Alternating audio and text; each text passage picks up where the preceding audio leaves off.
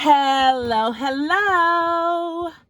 Welcome, guys. Welcome back to the channel. Welcome to all of our new subscribers. We have over 80 new subscribers that have joined the fam. So welcome to the fam, y'all.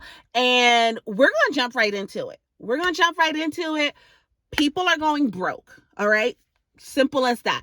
I'm not just saying this to be funny. This is being reported over various sources. And I read an article where it said that 10 million homeowners and renters are either behind on their mortgages or behind on their rent.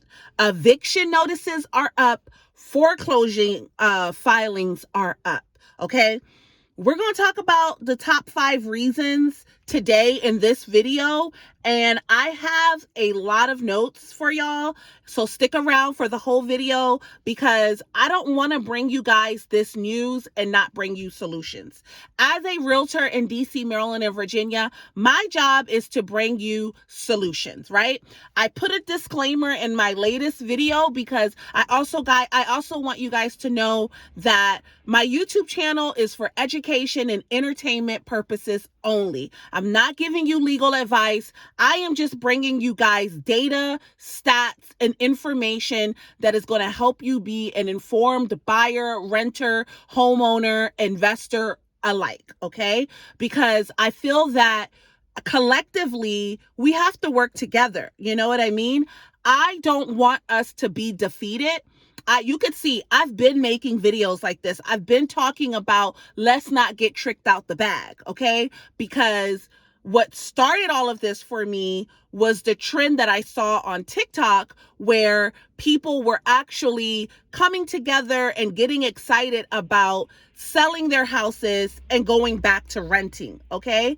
Mind you, renters are struggling to pay their rent, okay? So this is very important for us to discuss so that those of you that come across my videos, those of you that are subscribing to my channel, and all of the content that I am speaking on today comes from comments that were left in previous videos, okay? Because I want to make sure that I'm bringing y'all real life information that is relevant today, right?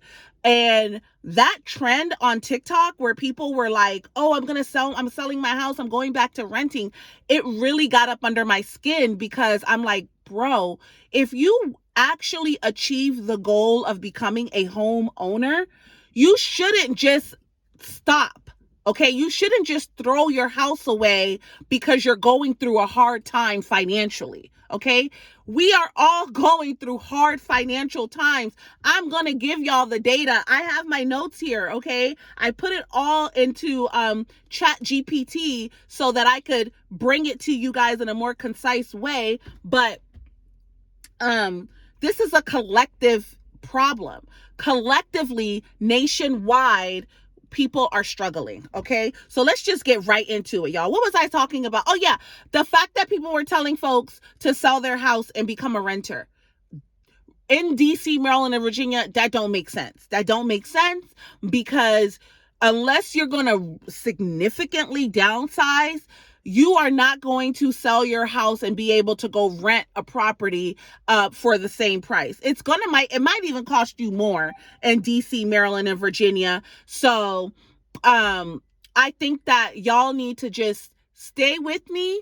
If you're going through a hard time, we're going through it together. I promise that I'm going to continue to answer your questions. So if you have a question, leave it in the comments below. This is a judgment-free zone, y'all. If you go back to videos that I did, you'll see we're all sharing what we're going through. I'm sharing what I'm going through. I'm sharing the notes to show you guys that nationwide people are struggling. And it's no secret, right? I said, okay, I have so many notes here. I'm going to try to get it all into you. I'm going to try to get all of them for you guys today. But if not, I'll make another video and come back and do it again. But so 78%. So I told y'all 10 million people nationwide cannot pay their mortgage or their rent. 78% of Americans are living paycheck to paycheck. Even high earners, they are not immune, with 60% of those making $100,000 plus still struggling to save. You hear me? For those of you that have been going through this, have been struggling to pay your bills, and you feel like you're all alone and you're like haven't spoken to anybody, I hope that my videos are going to inspire you to like not be ashamed, to speak up, because I genuinely don't want you guys getting tricked out your bag, because the nation as a whole is going through a shift. But I am a positive thinker. I'm a motivator. So I believe that as long as we stay informed and we stay active and we do what we can to save our homes, we will not get defeated in this economic turmoil that we are all going through nationwide. Guys, 78% is a very high number of people. Okay. And like I said in 2 videos ago, this is not just low income. This is high earners. People making $100,000 plus are also struggling. In the bracket of $100,000 plus, you have 60% of those that are struggling to save. So literally every dollar that comes in is going to a bill, is going to some type of need, right? I don't even think people are traveling as much as they used to, right? Don't let TikTok and Instagram post fool you, because a lot of times people are posting vacations and things that they did years ago and like just, hyping it up. But right now, 2025, we are all feeling the inflation and feeling the changes in our country. Credit card debt hit a record 1.13 trillion. The average interest rate is over 20%, making it harder for people to get ahead. That means that people are paying exuberant amounts in interest rate. So every month when you're making your credit card payment, if you are fortunate enough to be able to continue to make your payments on time, you're not even touching the principal. You're only paying interest most of the time, right? So that's why you have to be careful when you do purchase on your credit card, and make sure that you pay down as much as you can, because if you're just doing the minimum payments and you continue swiping that credit card, it's going to cost you almost double of what you bought to when you end up paying it all off. So that's just a little tidbit right there. Number 3, over 60% of Americans cannot afford a $1,000 emergency. Unexpected expenses forces many to rely on credits or loans. Just talked about that, y'all. So like over 60%, that is a large amount of us that cannot save up to $1,000 for an emergency. So we're relying on our credit cards. Some people are relying on payday loans, which I would say stay away from payday loans, because they have just been proven to be treacherous, especially in lower income areas, because you see them everywhere. That can get you trapped. Okay. Credit card, you can manage that. You can pay it off if you have a credit card. I would much rather you pay something with the credit card than go out here and take one of those payday loans or, cash advance. Those things are dangerous. If you've been there, let us know in the comments below. Because I remember when I was younger, I used to do that, and I would literally get out of it right before it like tripled on me, the amount that I had to pay back. But it was a very scary situation.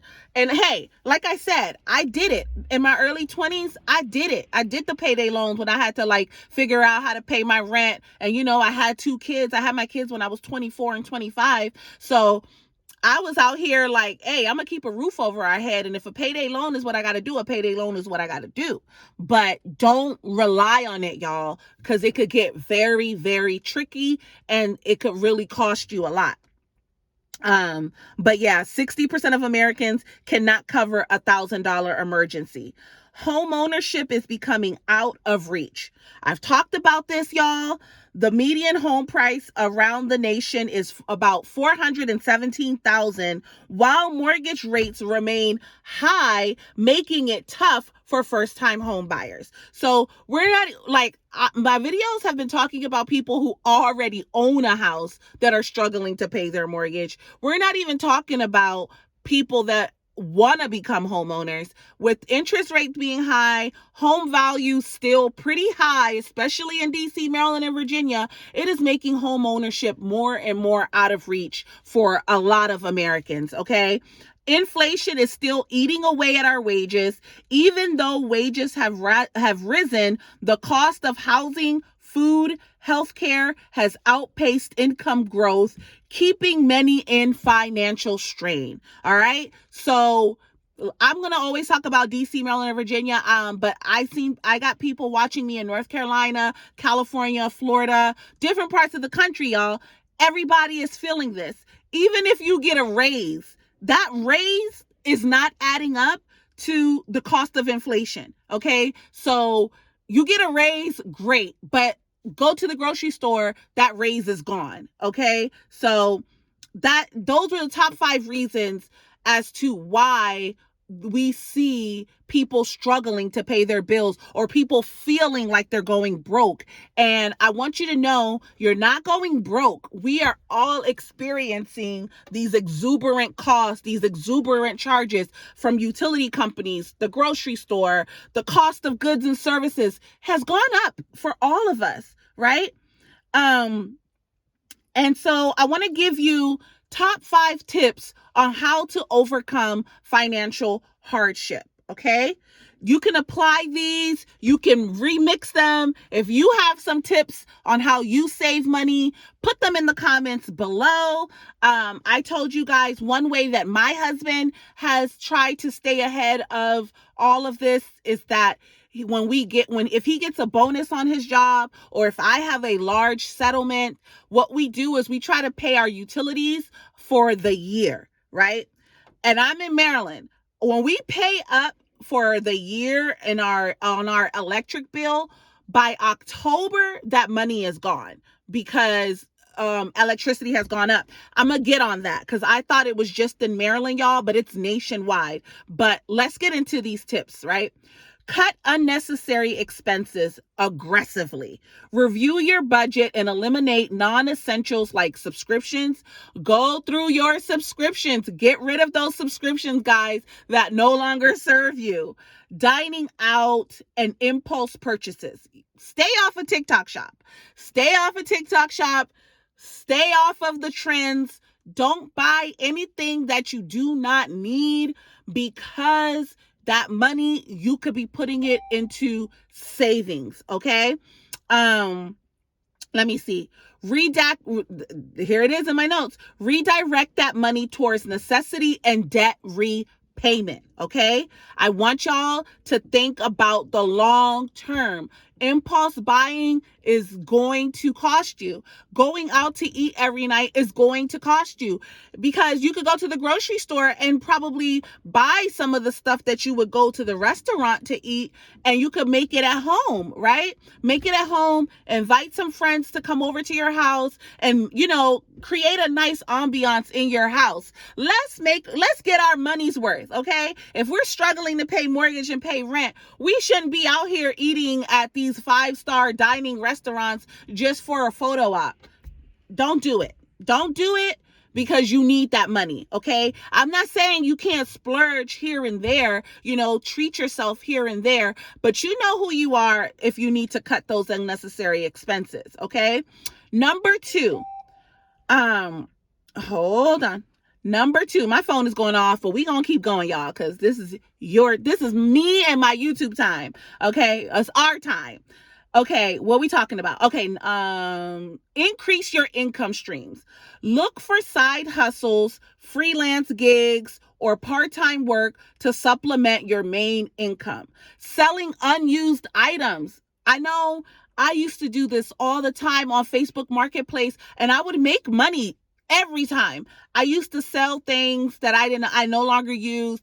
I was going through like this obsessive compulsive thing for a minute where I would like buy new furniture. So the furniture that I had was never really old because I was like switching out my furniture every 6 months. I don't do that. Don't do that.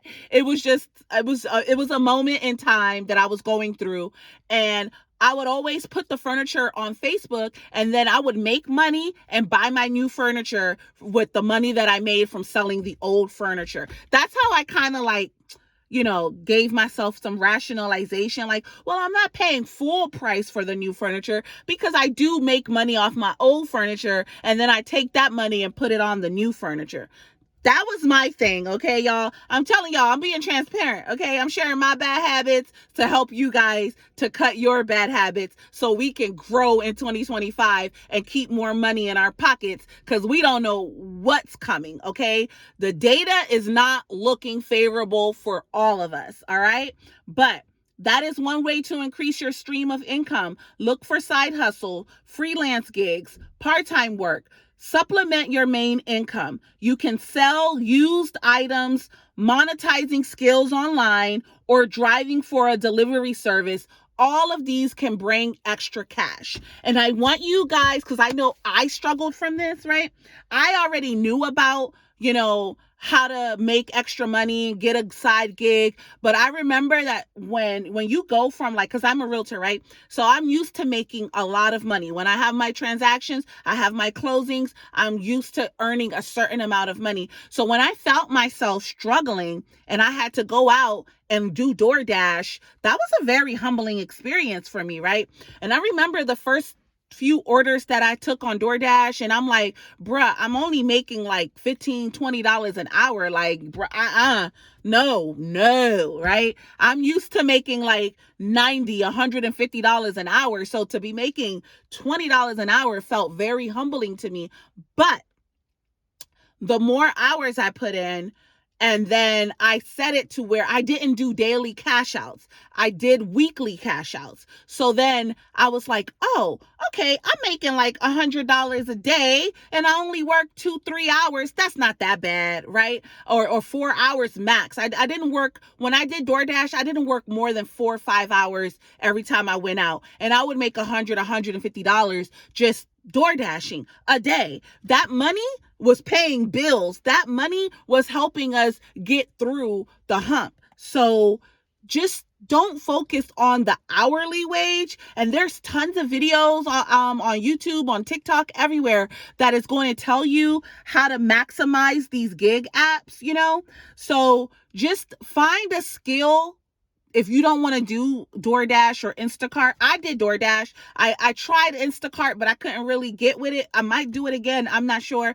But DoorDash was successful for me. Monetizing my skills. I do know how to do hair. I can set up shop and do like a pop-up shop one day and just like do some weaves and get some money that way. Use your skills to bring money in. This is not the time for you to sit at home and feel sorry for yourself. We're going to not do that. We are going to take the skills that we have, that God has blessed us with, and monetize them, okay? If you want me to do a video on how to monetize your gifts, put that in the comments below, or share some ways that you've monetized, some creative ways that you've monetized some of your skills.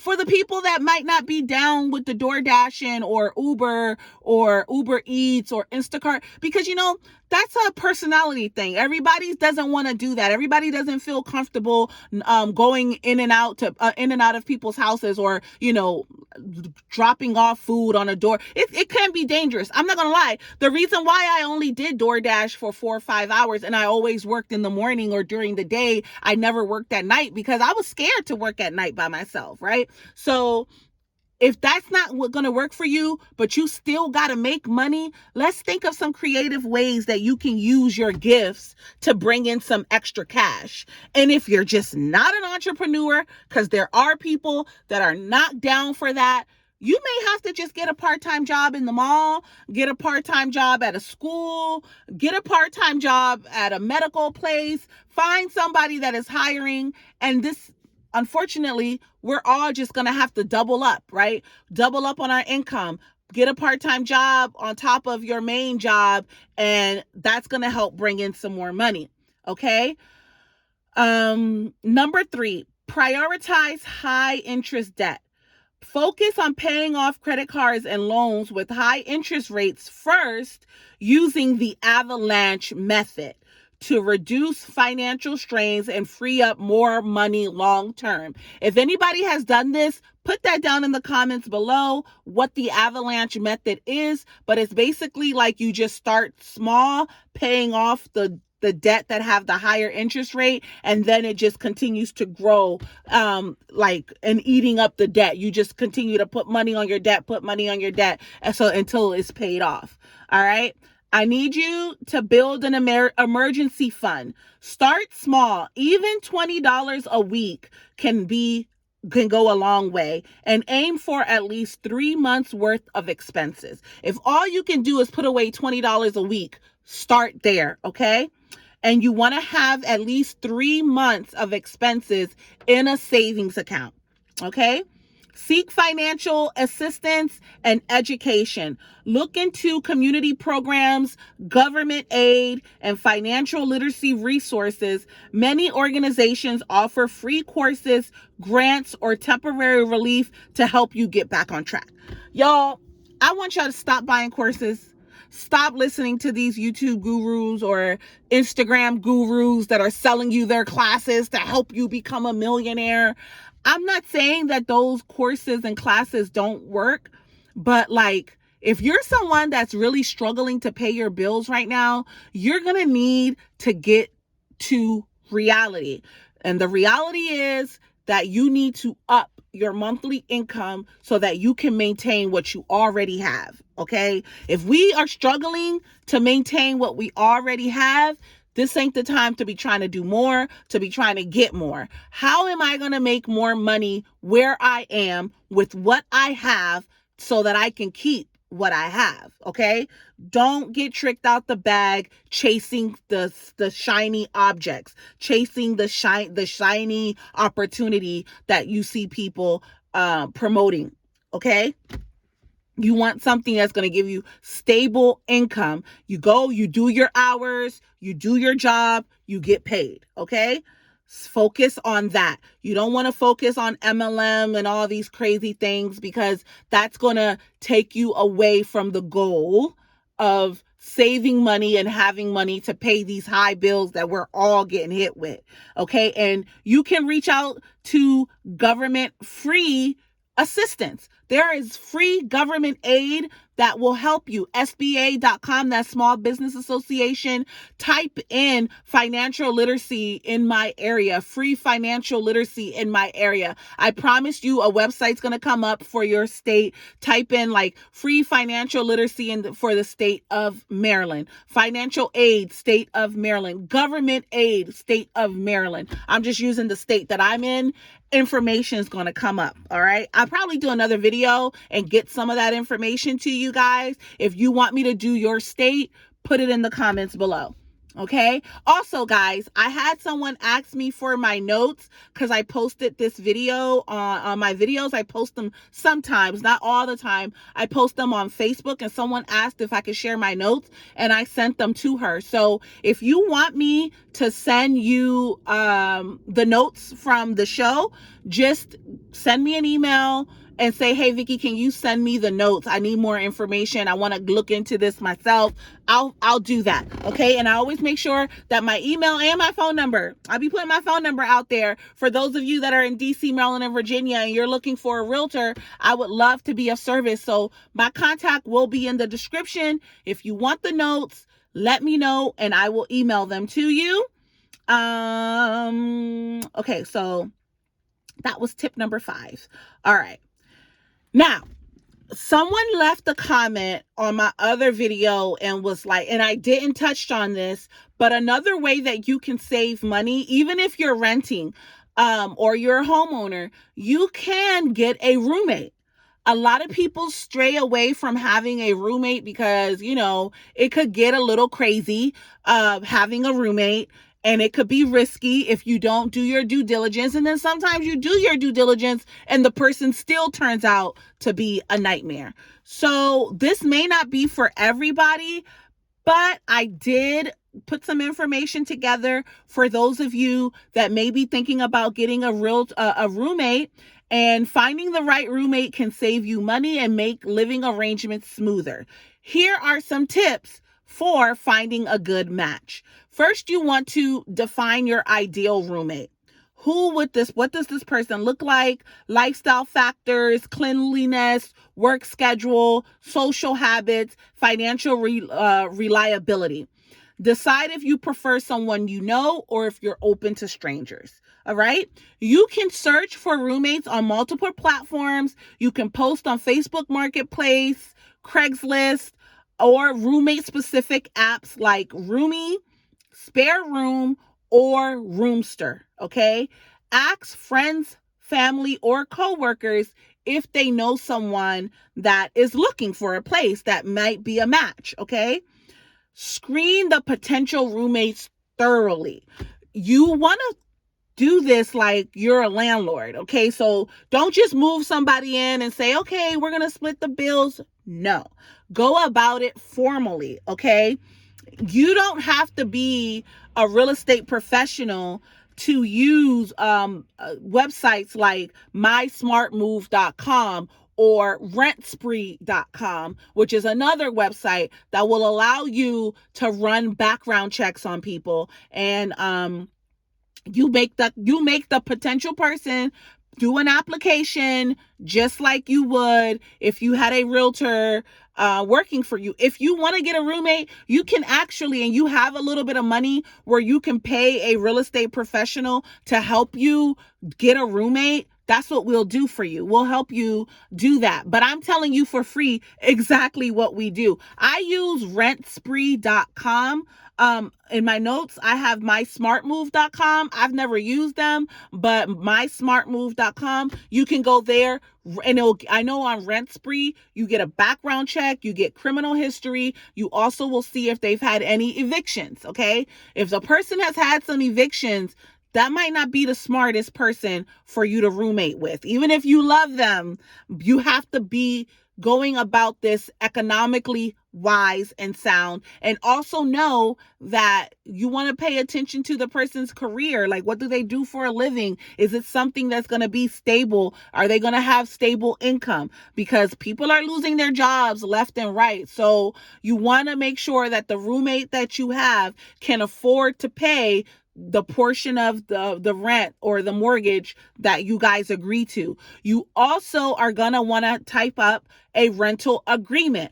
If you want a simple template for a lease or rental agreement for your roommate, get in my inbox and let me know. Say, Vicky, can you please send me a rental agreement template? And I will send you a general one that you can just fill in the blanks so that you have adequate paperwork if God forbids something goes left with this roommate. But you want to thoroughly do background and thoroughly find out who this person is, and make sure, most importantly, that financially they are going to be able to help you pay the bills, because the goal is to move someone else into your house to help with the living expenses. Okay. Always, if you do this on one of the online platforms, always meet that person in person. You guys can meet for coffee at Starbucks. You can go to Panera. You can go to a public space, meet them in person, and see if you like their vibe and if you guys are vibing with each other. You may also want to visit where they're currently living to see how they're currently living, okay? This is good for landlords alike, regardless if you're getting a roommate or not.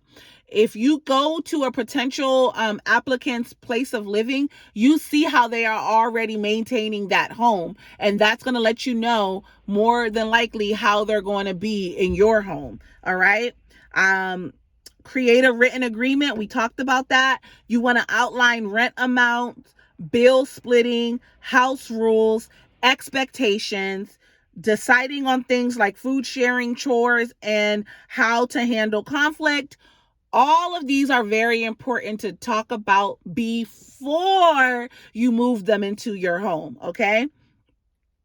And so that's pretty much all I have for you guys today.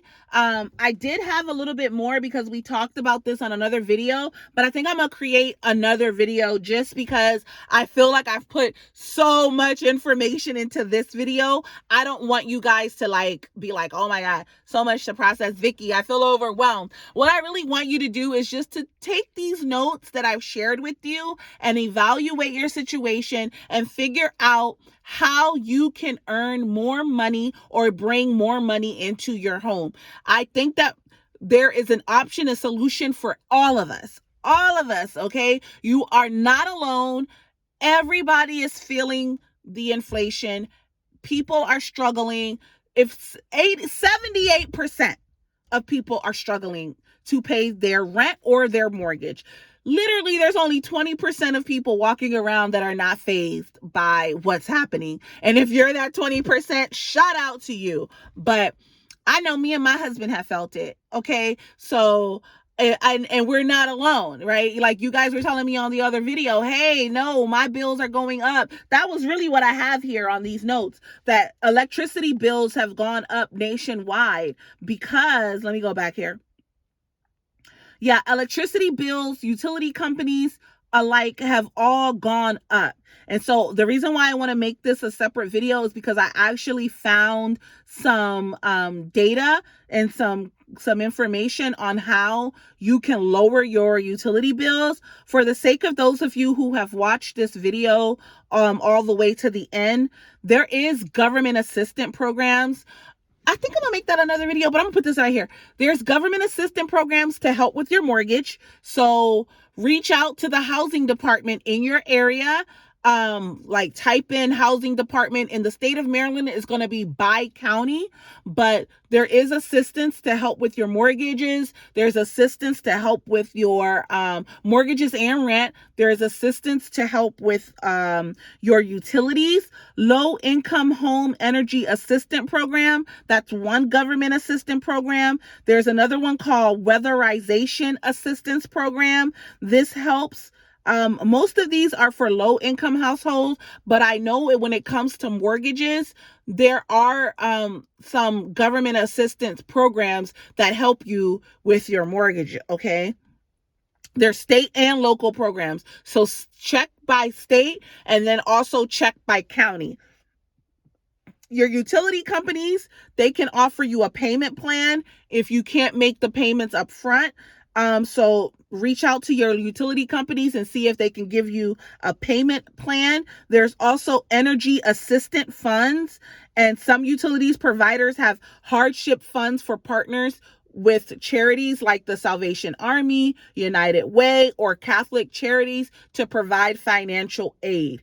Also, there are nonprofit and community organizations. You can dial 211, which is a helpline, or visit 211.org to find local utility assistance programs.